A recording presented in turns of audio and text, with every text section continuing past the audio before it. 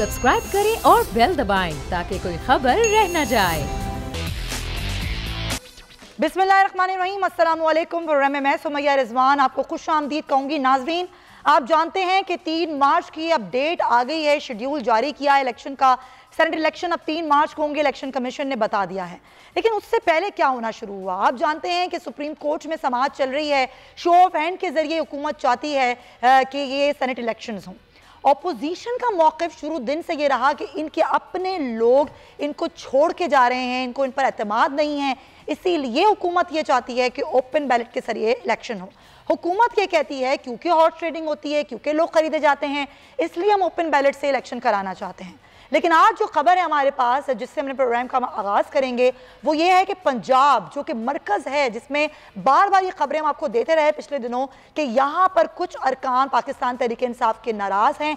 गो कि उस्मान बुज़दार साहब नून लीग के नाराज़ अरकान से मिलते रहे, लेकिन उनके अपने MPAs अब उनकी पार्टी छोड़ के जा रहे हैं। खबर यह है कि मुजफ्फरगढ़ से तहरीक इंसाफ के MPA हैं खुरम लगारी साहब, जिन्होंने आज की खबर यह कि पार्टी छोड़ने का फैसला कर लिया है। ये एक आज़ाद उम्मीदवार की हैसियत से मुंतखब हुए थे। बाद में इन्होंने पाकिस्तान तहरीक इंसाफ ज्वाइन की थी PP 275 से। इनके कुछ तहफ़्फ़ुज़ात हैं।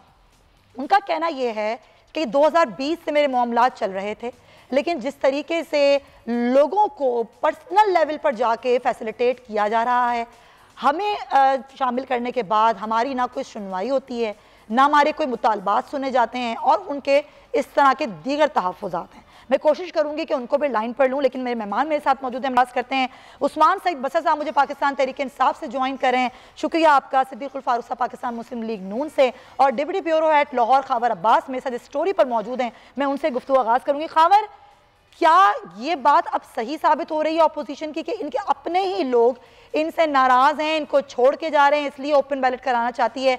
क्या हो क्या रहा है पंजाब में? इनके अलावा और कौन कौन से MPAs हैं जो नाराज़ बैठे हैं हुकूमत से? देखिए सुमैया, जो अपोजिशन जो है वो बार बार एक ही बात कर रही थी कि जो शो ऑफ हैंड है, इससे हुकूमत को चूँकि तहफ़्फ़ुज़ात हैं कि उनके अपने कुछ लोग इस वक्त नाराज़ हैं और नाराज़ अरकान जो है वो अपोजिशन को वोट दे सकते हैं, इसलिए इस तरमीम को लाया जा रहा है। जबकि दूसरी जानिब जो हुकूमत है, वज़ीर आला पंजाब हैं या वज़ीर आला हाउस है, जब भी कोई मुलाकात होती थी वज़ीर आज़म इमरान खान साहब से, तो जो अपोजिशन के कोई 4-5 अफराद हैं उनसे मुलाकात की जाती थी और वही ख़बर जो है वो जारी की जाती थी, जिसका एक तासुर जाता था कि अपोजिशन के लोग जो हैं हुकूमत के साथ जा रहे हैं। मगर दूसरी जानिब जब हालात तब्दील होना शुरू हुए और सेनेट इंतखाबात की गर्मा गर्मी अरूज पर पहुँचना शुरू हुई, तो सबसे पहले आपको पता है कि ख्वाजा दाऊद सुलेमानी है जनूबी पंजाब से, जो पाकिस्तान तहरीक इंसाफ के नाराज़ रुकन हैं। उनका कहना है कि तकरीबन 15 के करीब अफराद जो हैं वो उनके साथ हैं, जो कि तहरीक इंसाफ को उनका कहना है कि वोट नहीं करेंगे, और ये भी हो सकता है कि हम अपना कैंडिडेट दे रहे हैं। और उनके मुख्तलिफ इजलास भी हुए, इजलास की तस्वीर भी सामने आई और उन लोगों का मौक़िफ़ ये था कि हम अपनी बात पर डटे हुए हैं। जबकि उसके बाद अब एक जो है वो आप देख रहे हैं, आप अपनी स्क्रीन पर दिखा भी सकते हैं, बोल के साथ आज खुसूसी गुफ्तगू की है मुजफ्फरगढ़ से पाकिस्तान तहरीक मैं चाहूंगी मैं खबर रोकूंगी आपको, मैं चाहूंगी वही गुफ्तगू जरा सुनवा दूं, क्योंकि आपने उनसे बात की थी। जरा सुन लीजिए कि खुरम लगारी साहब क्या कहते हैं।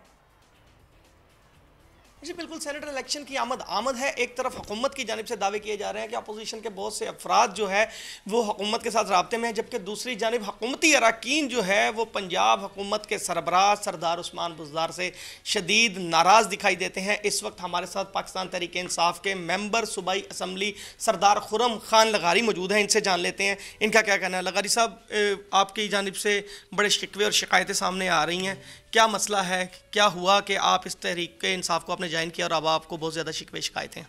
देखें जी, हमने खान साहब के बयान के साथ ही PT ज्वाइन की थी, और खान साहब का बयान था कि हम यूथ को लेके भी आगे चलेंगे, और खान साहब ने करप्शन के पीछे भी बहुत कुछ किया था। लेकिन जब अगर पार्टी में हमारे अपने करप्शन शुरू कर दें, उल्टा अगर एक हल्के में ज़्यादा काम हो दूसरे में हल्के में करना, वो भी तो MP है, हम भी तो MP है, हम भी वोट लेके हैं, वो भी वोट लेके हैं। पर ये चीज़ वेरिएबल नहीं है कि किसी को ज़्यादा किसी को कम, किसी को यारीबाजी में ज़्यादा कर दो। ज़िला मुजफ्फरगढ़ मेरा सबसे महरूम ज़िला है, वहाँ एक यूनिवर्सिटी भी नहीं है। क्यों? हमारा कसूर क्या है? सिपर बंद 2 साल से एक ही चीज़ मांग रहे हैं। मेरे लोगों ने इरीगेशन के नाम ज़मीनें भी कर दी, देन उसके बावजूद भी मुझे सिपर के पैसे नहीं दिए गए, फंड नहीं दिया गया। क्यों? अगर 2 अरब रुपए की एक DG खान में पुल बन सकती है, 2 करोड़ की भी नहीं होगी। तो जहाँ ज़रूरत भी नहीं थी, जहाँ लोग बेघर हो गए उनके लिए कोई कुछ नहीं है। दुख इस बात का होता है कि जो भी खान साहब लेके आए थे हम उनके साथ हुए थे, लेकिन हम डिसहार्ट है, पूरी यूथ डिसहार्ट है। कुछ और लोग भी आपके साथ रबते में, मेंबरान सूबाई असम्बली? जी बिल्कुल, हम 4-5 लोग हैं, इंशाल्लाह ऐसे ऐसे सारे सामने आएंगे। Thank you so much. जी, आपने खुर्रम खान लगारी साहब की गुफ्तगू सुनी। इनका कहना था कि मुख्तलिफ हलकों में जो है वो गुफ्तगू मैं चाहूँगी कि उस्मान सईद बसर साहब ज़रा आपसे जानने की कोशिश करूँ। और भी लोग हैं वो कह रहे हैं, वो खुद भी ये कह रहे हैं कि हमारे साथ और भी नाराज़ अरकान हैं, अगर ये सूरत हाल पंजाब में हुई तो नंबर गेम तो तब्दील हो जाएगा। क्या होगा सेनेट इलेक्शन में? अच्छा जी, बिस्मिल्लाहिर्रहमानिर्रहीम। एक तो बहुत शुक्रिया आपका, कुछ और बढ़ा देते हैं ज़ेब दास्तां के लिए। चले, मुझे आज ये खुशी हुई है कि कुछ तो मिला, कुछ तो रिलीफ मिलेगा 2-4 दिन के लिए इस टूटी फूटी अपोजिशन को बात करने के लिए। जी देखिए, फोरम छोड़ गया, पता नहीं कौन सा तूफान आ जाएगा। देखिए, आपने उनकी गुफ्तगू सुन ली, उनकी गुफ्तगू का सारा एक नटशल में बंद कर लें कि वो कह रहे हैं कि मेरे हल्के में मुझे फंड नहीं दिए जा रहे। अब देखिए, फंड्स के ऊपर हमने तो पहले दिन से कहा है कि तरक्याती फंड जो हैं वो MP MNS के लगाने का काम नहीं है, और अगर इनका कोई ग्रीवेंस है फंड के हवाले से तो वो रिजॉल्व किया जा सकता है। अब मसला यह है कि कोई जनूबी पंजाब में पाकिस्तान की तारीख में पहली दफा हमारी हुकूमत जो है वो एक नया सेक्रेटेरिएट लेके आई है। वहाँ इंतजामी मामला हम लाहौर से उठा के वहां पे ले गए हैं। एक बहुत बड़ा तरक्याती पैकेज जो है वो जनूबी पंजाब को, क्योंकि बड़ी पसमानदगी है वहां पे, यूनिवर्सिटीज नहीं है, स्कूल्स नहीं है, कॉलेज नहीं है। आज तक उनसे वोट तो लिया गया है तख्ते लाहौर के लिए, लेकिन वहाँ किया कुछ नहीं किया। और अब जब वहां पे बड़ा मेगा प्रोजेक्ट हो रहे हैं तो उनकी ग्रीवेंस भी यही है, आपने सुन लिया कि जी मेरे फंड्स का मसला है, मुझे पुल क्यों नहीं बना के दिया गया और दिस एंड दैट। मेरे ख्याल में ये वो चीजें नहीं है जिनकी बहस में हम पढ़े। अच्छा। मसला सरेदस्त कि अगर उनका किसी पॉलिसी मैटर से हमारी इख्तलाफ है तो बात की जा सकती है, लेकिन ये कि मुझे फंड नहीं मिले और क्योंकि मुझे फंड नहीं मिले तो मैं इसलिए जा रहा हूं और क्योंकि मुझे फंड दे देंगे तो मैं रहूंगा। क्योंकि इमरान खान जो है वो एक नजरिए का नाम है, यहाँ पे फंड की डिस्ट्रीब्यूशन के लिए अगर किसी ने आना है, लेकिन आप बताएं चलें ये जस्टिफिकेशन में मान लेती हूँ, लेकिन आप बताएं अपने हल्के से आप मुंतखब होके आए हैं, आपने अपने हल्कों के लोगों को जवाब देनी हो ना। अगर आप उनके काम नहीं करेंगे, उनके मुतालबात, उनकी ज़रूरियात, उनके मामलात नहीं करेंगे पूरे, के वो वोट देंगे आपको अगली बार? अच्छा सुमैया, देखिए मैं क्योंकि प्रैक्टिकल पॉलिटिक्स में हूं और मेरा एक हल्का है, मैं उसमें काम करता हूं। मैं आपको बिल्कुल एक तो आपको मालूम होना चाहिए, हम अंधी तकलीद नहीं करते हैं। मेरी पार्टी कुछ गलत करेगी मैं डट के यहाँ पे कहूंगा गलत किया जा रहा है, लेकिन अभी उन साहब की गुफ्तगू आपने सुन ली, देखिए हो क्या रहा है। हाँ। हमने MPA MNS को फंड तफवीज नहीं कर रहे हैं। पाकिस्तान की तारीख में पहला वजीर आजम आया है, पहली हुकूमत आई है कि हम MPA MNS को फंड तफवीज नहीं कर रहे हैं। डिस्ट्रिक्ट इंतजामिया, डिप्टी कमिश्नर्स और उनके साथ उनकी जो इंतजामी लेवल के ऊपर लोग हैं वो तरक्याती स्कीमें लेके जो भी नीचे लोगों की हैं वो आ रहे हैं। उसमें MPA MNS की से पूछा जरूर जा रहा है दोनों तरफें से, अपोजिशन के भी और हुकूमत के भी। जैसे हमने सेहत कार्ड को डिस्ट्रीब्यूट किया और आपने देखा कि पाकिस्तान की तारीख में ये पहली दफा हुआ कि हमने बगैर किसी सियासी एफिलिएशन के वो तकसीम किए। ऐसी फंड जो हैं बगैर सियासी एफिलिएशन के लोगों से ये क्या तहफुजात स्पीकर पंजाब असेंबली के नहीं थे बसरा साहब? क्या उनके तहफुजात नहीं दूर किए गए थे? मैं आ रही हूँ खबर, एक मिनट बसरा साहब जी, मैं दोबारा कहिए सुमैया, मैं आवाज नहीं आई आपकी। ये स्पीकर पंजाब असेंबली लेवल तक के तहफुजात नहीं थे फंड्स के हवाले से, उनको अकोमोडेट नहीं किया गया था?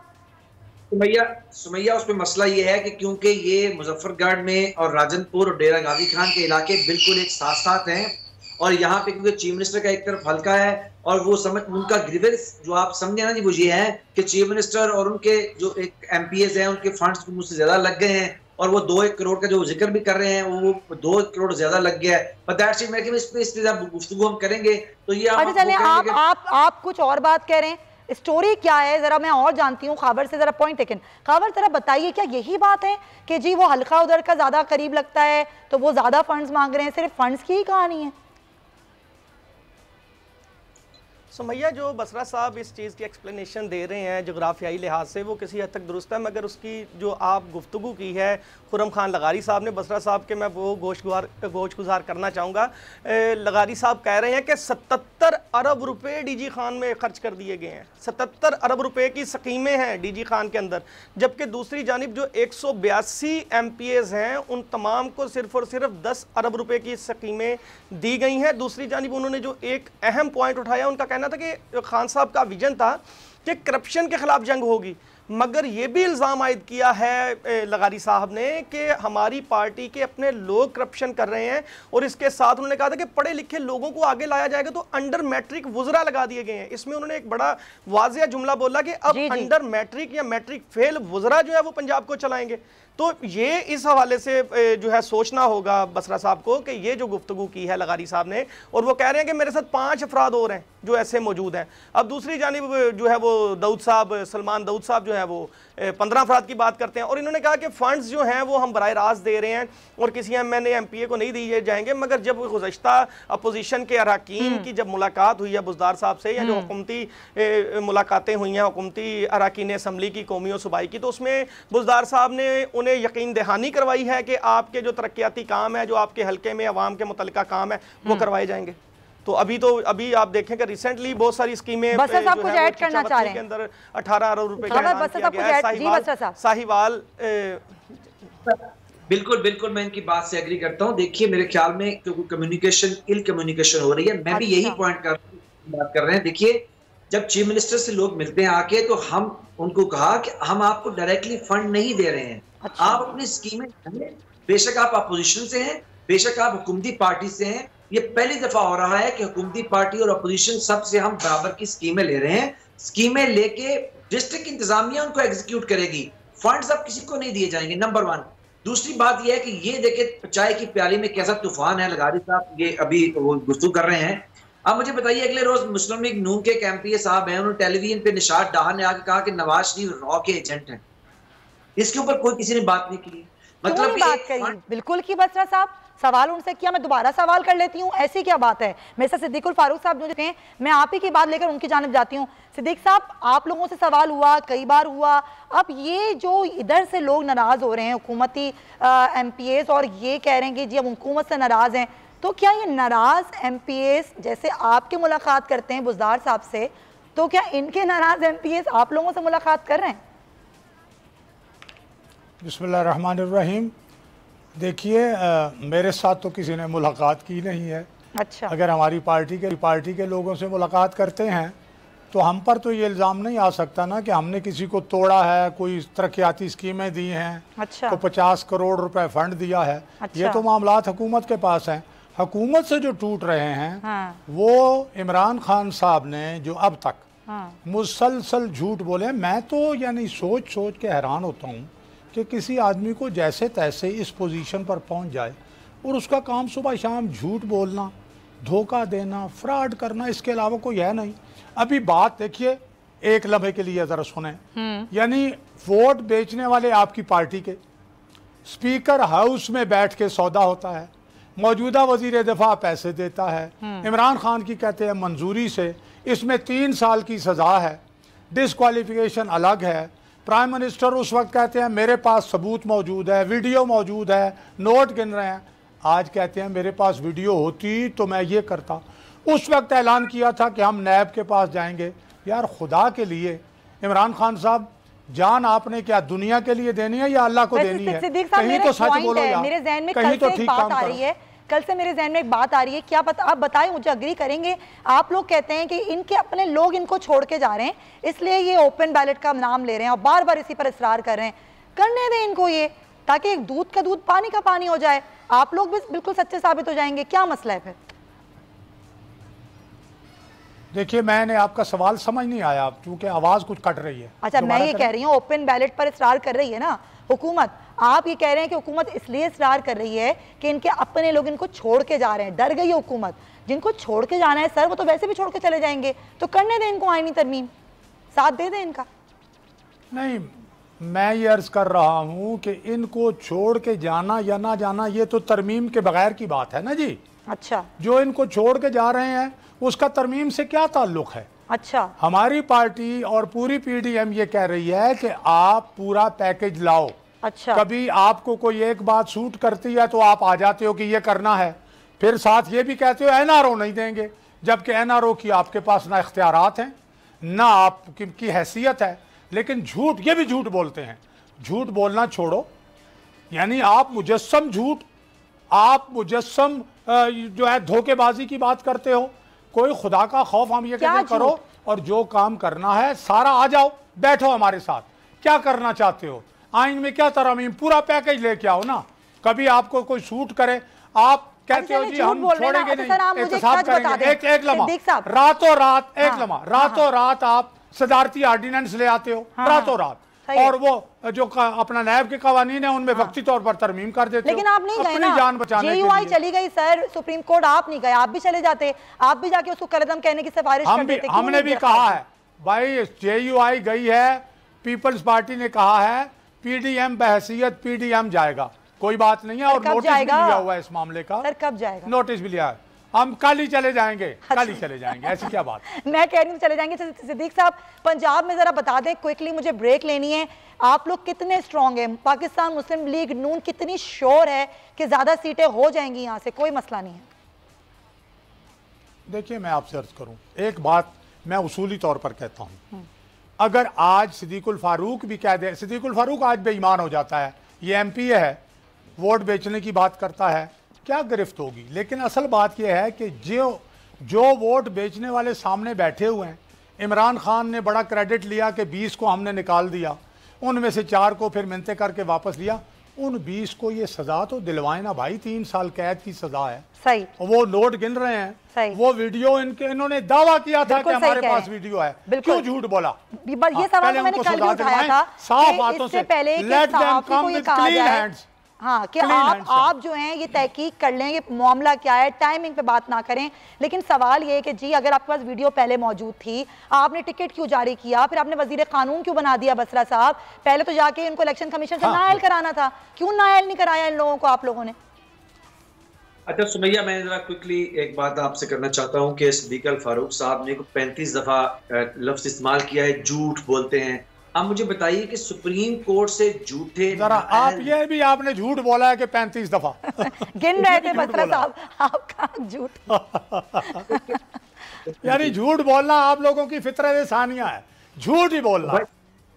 ये आप मेरा जुमला ना दोहराएं, उसकी वजह यह है कि पाकिस्तान में अगर किसी को झूठ बोलने के मुतरादिफ खड़ा किया जाए तो मरियम नवाज हैं, और डाकू और चोरी झूठ की मशीन लेके ना बैठे, मेरे सवाल का जवाब यार, खुदा का खौफ करो यार, खुदा का खौफ करो, मरना आपने भी है, खुदा को जान देनी है। सिद्दीक साहब मुझे जवाब तो लेने दें सर, बड़ा इंपॉर्टेंट सवाल है।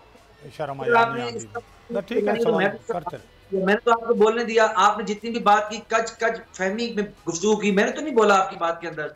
देखिए पूरा पाकिस्तान का बच्चा जानता है कि अगर आप मुकाबला करें ना पाकिस्तान के अंदर सबसे ज्यादा झूठी सियासी खातून कौन है। सर ये छोड़े ना, सर मुझे बताइए कि वो वजीर कानून बाद में इस्तीफा क्यों देता है, पहले पार्टी टिकट क्यों जारी होता है, फिर उनको वजीर कानून क्यों बनाया जाता है, ये वीडियो लेके इलेक्शन कमीशन क्यों नहीं गई तहरीक इंसाफ की हुकूमत?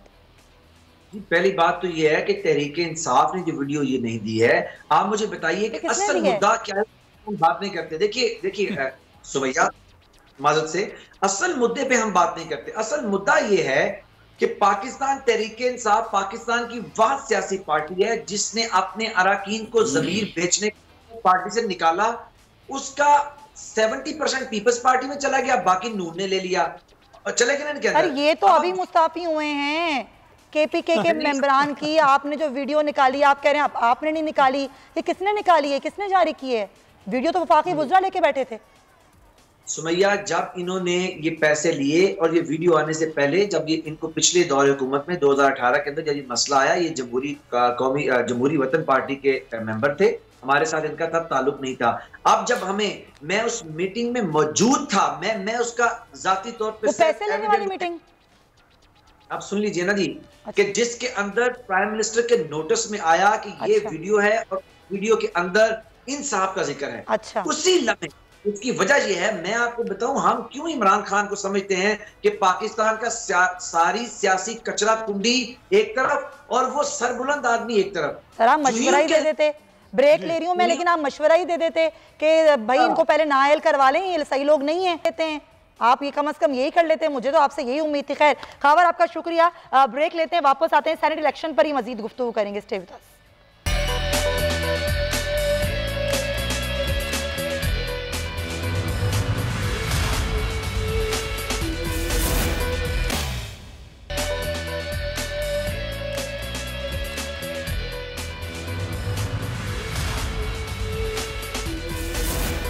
Welcome back to the show. Khurram Lagari साहब मेरे साथ ऑन कॉल हैं और उस्मान सईद बसरा साहब ने जो गुफ्तगू की है और ज़ाहिर जो तहफ़्फ़ुज़ात इनके हैं, इनसे बात करेंगे। खुरम साहब बहुत शुक्रिया, आपने वक्त दिया। ये बताइए तहफ़्फ़ुज़ात पहले आपके क्या हैं, क्योंकि उस्मान सईद बसरा साहब ये कह रहे हैं कि फ़ंड्स वाले मामला तो आप मतलब दिए नहीं जा रहे हैं, डायरेक्ट किसी को फ़ंड्स दिए नहीं जा रहे हैं। बसरा साहब से एक बात का जवाब दे दें। बसरा साहब को कहें ये हलफ दे, अल्लाह को हाजिर नाजिर करके बोले कि किसी दौर में होगी और मैं इस टाइम पे हलफ देता हूँ और अल्लाह को हाजिर नाजिर करके कहता हूँ कि बहुत ज्यादा हो रही है। ये देते हलफ? किस बात का हलफ?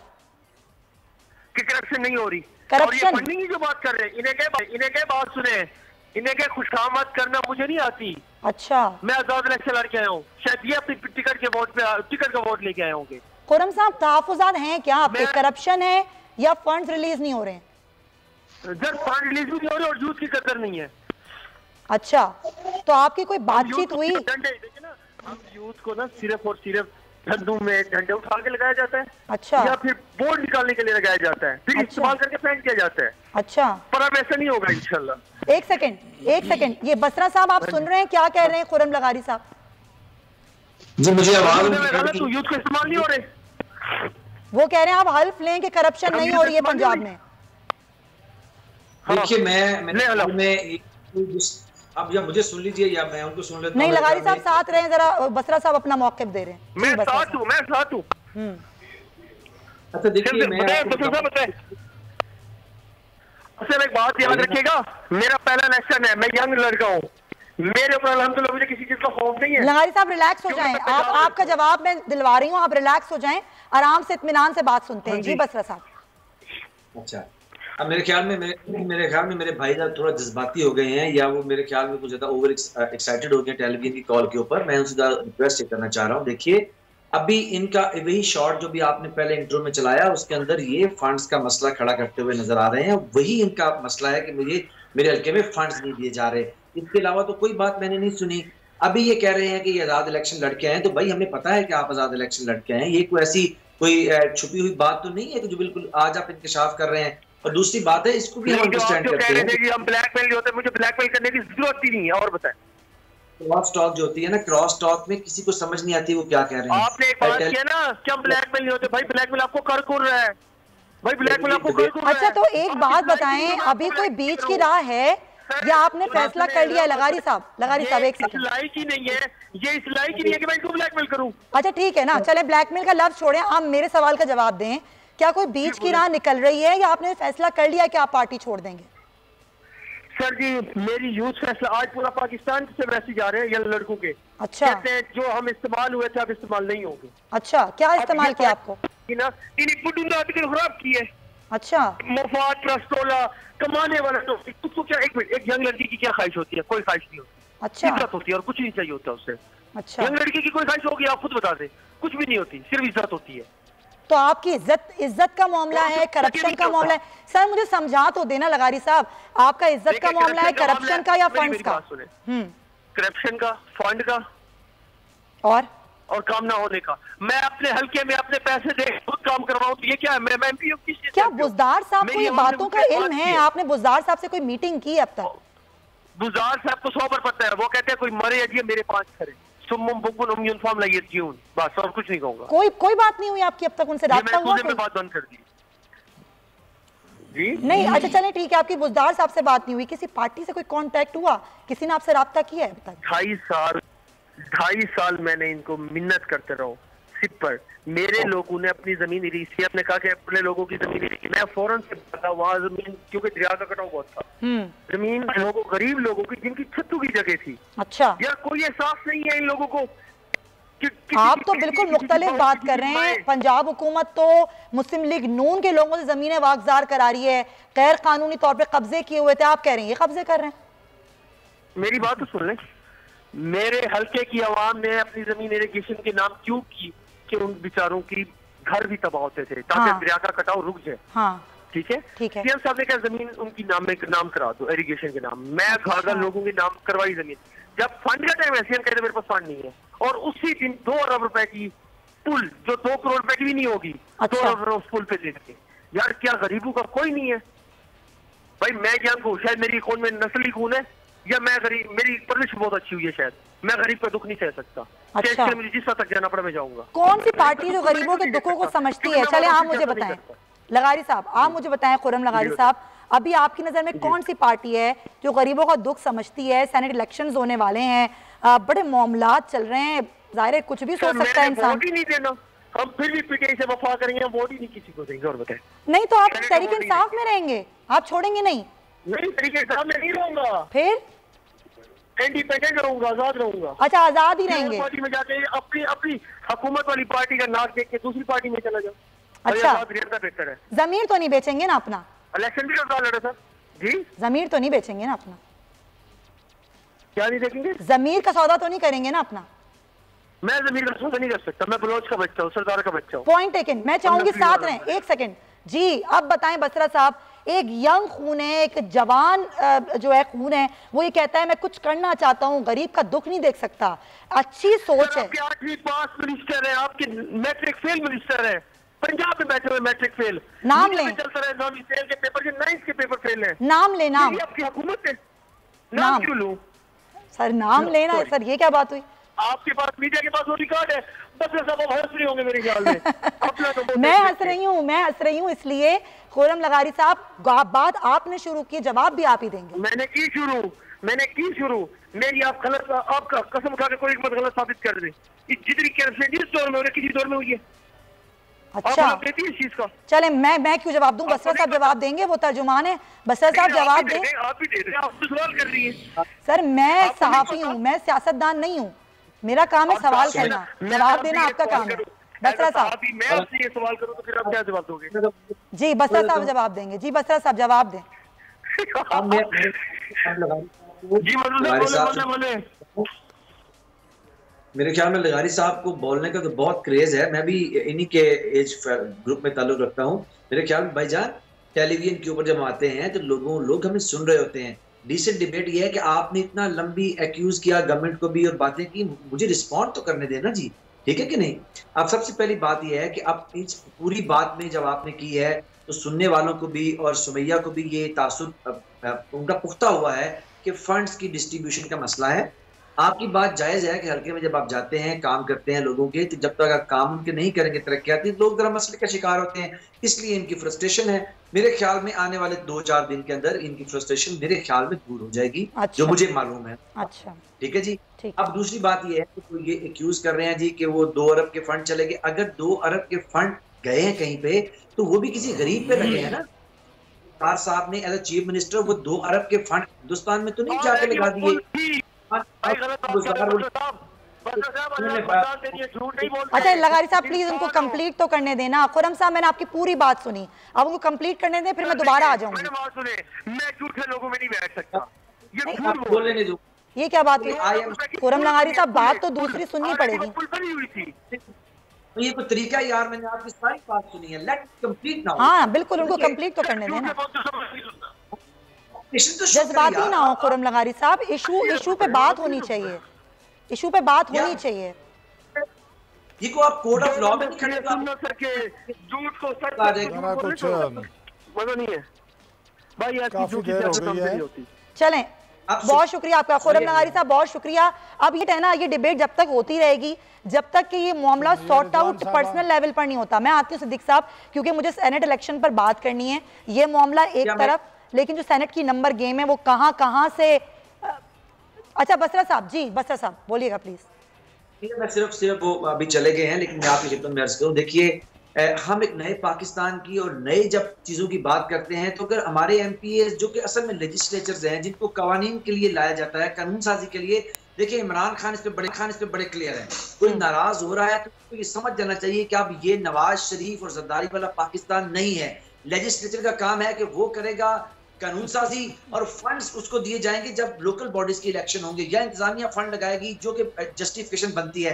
अब इस बात में नाराज होना, ये मेरे ख्याल में उनको चाहिए थोड़ा सा वो अपने अंदर भी देखें, और ये दो तीन दिन लगेंगे। मैं एक मशवरा देती हूँ, किसी को बात करने का मौका देने से बेहतर है कि आप लोग अपने मामलात पर्सनल लेवल पे सॉर्ट आउट करें, इनकी मीटिंग करवाएं, इनको बिठाएं, क्योंकि ज़ाहिर जब यंग ब्लड होता है तो वैसे जज्बाती होता है। खैर, ज़ाहिर बलूचिस्तान में भी नंबर गेम काफ़ी चेंज हो रही है और ख़बरें यही आ रही हैं, अरकान हैं, कुछ सेनेटर्स हैं जो कि काफ़ी नवाजे जा रहे हैं, और ख़ास तौर पे कोयटा से ताल्लुक़ रखने वाले कुछ सेनेटर्स हैं जिनकी कुछ रसाई हुई अरबपति ताजरों तक, जो कि तहाइफ भी दे रहे हैं, पैसे भी दे रहे हैं, और सिर्फ मामला ये है कि जो तहरीक इंसाफ से सेनेट टिकट हासिल करने का ख्वाहिशमंद है तो उनके लिए तमाम नवाजिशें जो हैं वो हो रही हैं। और अब तक, यानी कि अब तक की जो खबर है वो आपको दे रही हूँ कि चंद माह से ये जो अरबपति कारोबारी शख्स है इसने कोयटा के चक्कर लगाने शुरू कर दिए हैं, और ख़बरें मेरे पास ये भी हैं कि कई बलूचिस्तान से ताल्लुक़ रखने वाले लोग कराची के चक्कर भी लगा रहे हैं। तो ये जो हॉर्स ट्रेडिंग का अमल है सिद्दीक साहब, ये तो पुराना है ना, और हर आदमी ये बात कर रहा है कि इस गंदे खेल को रोका जाए। इसको रोकने के लिए सियासतदान ही कुछ कर सकते हैं, आम आदमी तो कुछ नहीं कर सकता। देखें सुमैया, रोकने के लिए कानून मौजूद है, डिस्क्वालिफिकेशन जमा 3 साल कैद की सज़ा। अब जब इमरान खान साहब की वो वीडियो चलाएं जो उन्होंने 2.5 साल पहले कही कि हमारे पास वीडियो मौजूद है, आज कहते हैं नहीं है, होती तो मैं ये करता। अब एक और बात है, अब ऐलान कर रहा है वज़ीर आज़म कल जलसे में कि जी 50 करोड़ से 70 करोड़ रुपए की बोली लग रही है। ये बात वज़ीर आज़म के इल्म में आ चुकी है। फिर वज़ीर आज़म ये भी कहता है कि मुझे भी पेशकश की गई, तो जिन्होंने पेशकश की उनके खिलाफ आप क्यों नहीं गए नैब में या अदालत में? ये जो 50 से 70 करोड़ की बोली लग रही है, आप क्यों बैठे हुए हैं? जब आपके इल्म में आ गई है तो आप अमली इक़दामात क्या कर रहे हैं इस चीज को रोकने के लिए? सवाल तो मेरा ये था ही नहीं ना, ये तो सवाल तो मैं हुकूमत से करूंगी। मैं तो ये कह रही हूँ एक गंदा खेल है, उसको खत्म कर देना। थोड़ा सुन लीजिए, हाँ। थोड़ी सुन लीजिए। जी जी, खत्म होगा कानून के मुताबिक चलने से। अच्छा। जिसने वोट बेचा उसको सजा मिले, कानून मौजूद है। क्यों इमरान खान अदालत में नहीं गए उनको 3 साल की सजा दिलवाने के लिए? अच्छा। और डिस्क्वालीफाई करवाने के लिए क्यों नहीं गए? ठीक है, इसका ये मतलब है दाल में काला है। अच्छा। अब झूठ बोल रहे हैं या उस वक्त झूठ बोला है?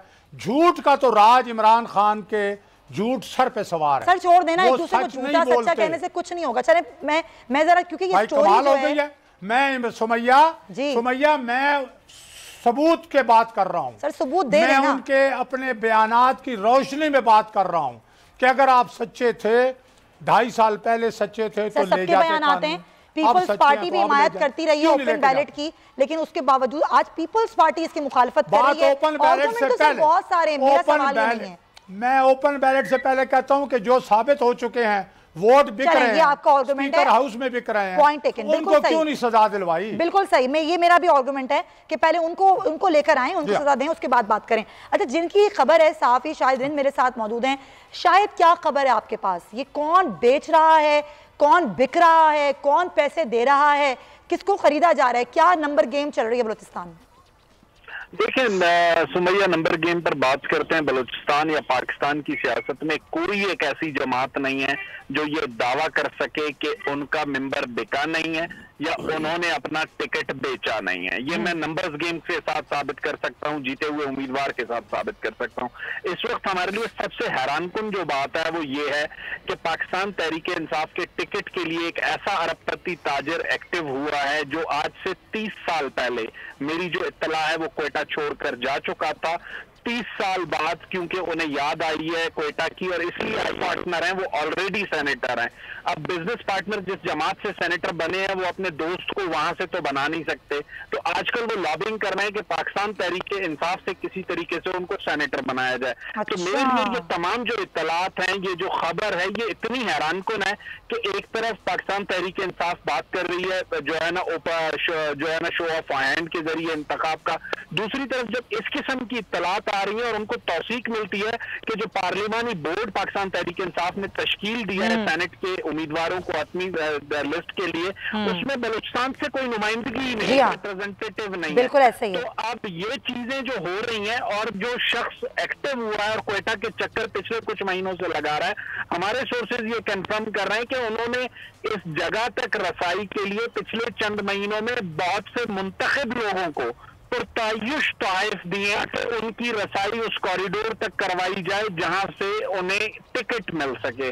और देखिए वजीर आजम इस बात की खुद कंफर्मेशन कर रहे हैं कि उनके पास ऑफर्स आई हैं और सबसे ज्यादा रेट जो है बलूचिस्तान का 50 से 70 करोड़। अच्छा, सवाल ये नहीं है ऑफर्स आई हैं, सवाल ये है कि उन ऑफर्स को एक्सेप्ट किया जाएगा या उनको कंसीडर किया जाएगा या नहीं किया जाएगा। रिन साहब देखिए इस वक्त ये कहना काबिल वक्त है, लेकिन मेरे पास वो नाम मौजूद है। जर्नलिस्टिकली मैं सिर्फ उस वक्त तक का इंतजार कर रहा हूं जब तक कि पाकिस्तान तहरीक इंसाफ अपने कैंडिडेट्स को अनाउंस नहीं कर। मैं तहरीक इंसाफ की बैसियत जमात नीयत पर कोई शक नहीं कर रहा, लेकिन जो एक्टिविटी होते हुए देख रहा हूं उस एक्टिविटी को रिपोर्ट कर रहा हूं कि ये एक्टिविटी हो रही है। और अगर वो टिकट दिया गया तो मेरा ख्याल है मेरे पास वो सबूत मौजूद होंगे कि मैं बता सकूं कि कब कब किन किन शख्सियात के जरिए उनकी मुलाकातें।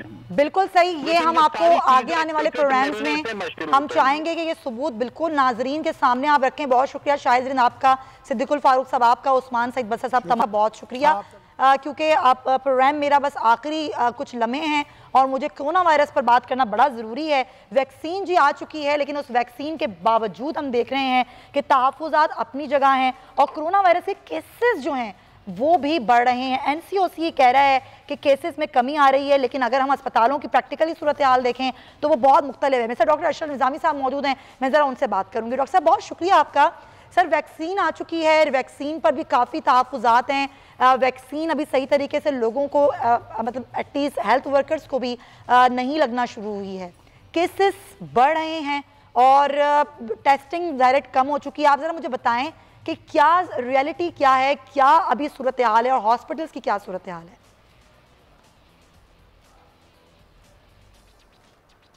डॉक्टर साहब आपको मेरी आवाज़ आ रही है? की आवाज बड़ी पुअर आ रही है due to certain reasons. Vaccine के हवाले से मैं अर्ज करता जाऊं कि देखें वैक्सीन की खातिर आप जानती हैं कि शुरू से ही हमने एज पाकिस्तान मेडिकल एसोसिएशन और इस खाकसार ने हुकूमत से बारहा ये कहा कि खुदारा अपनी प्लानिंग को कुछ बेहतर करें और मेडिकल प्रोफेशनल्स को और खल्के खुदा को पाकिस्तान के अवाम के लिए वैक्सीन जो है रीजनेबल अमाउंट के अंदर इनको पहले से ही रखें ताकि लोगों से हम ले सकें। जो ममालिक से जिन्होंने बनाई, हमने तो बदकिस्मती से पाकिस्तान में आल दो के हैविंग ऑल के हमारे पास वसाइल मौजूद हैं, लेकिन हमने वैक्सीन की खातिर जो वो कोई काम नहीं किया।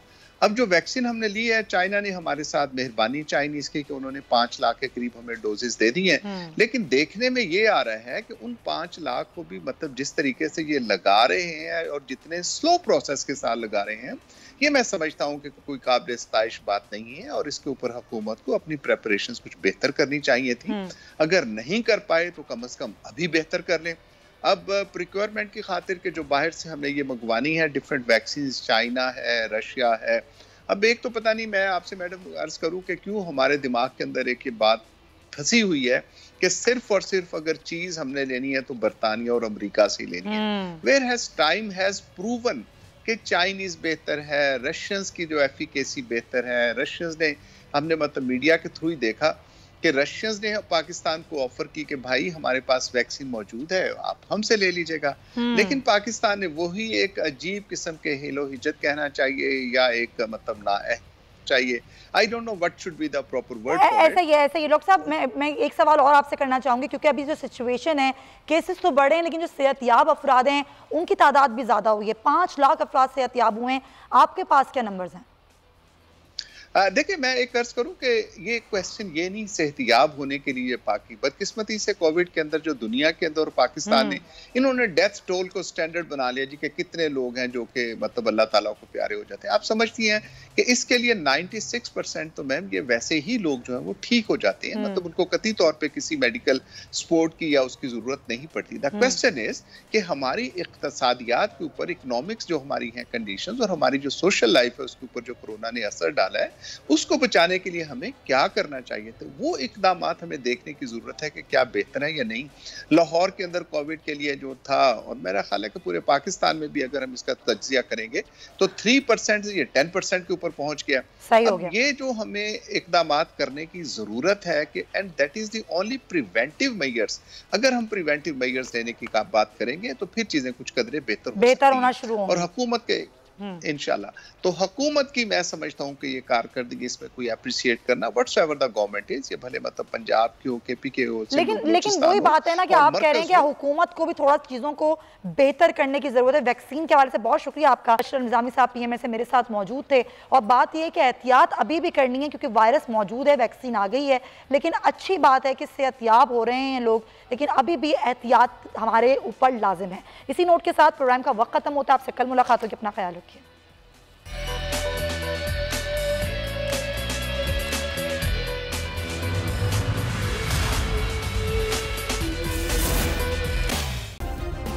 सब्सक्राइब करें और बेल दबाएं ताकि कोई खबर रह न जाए।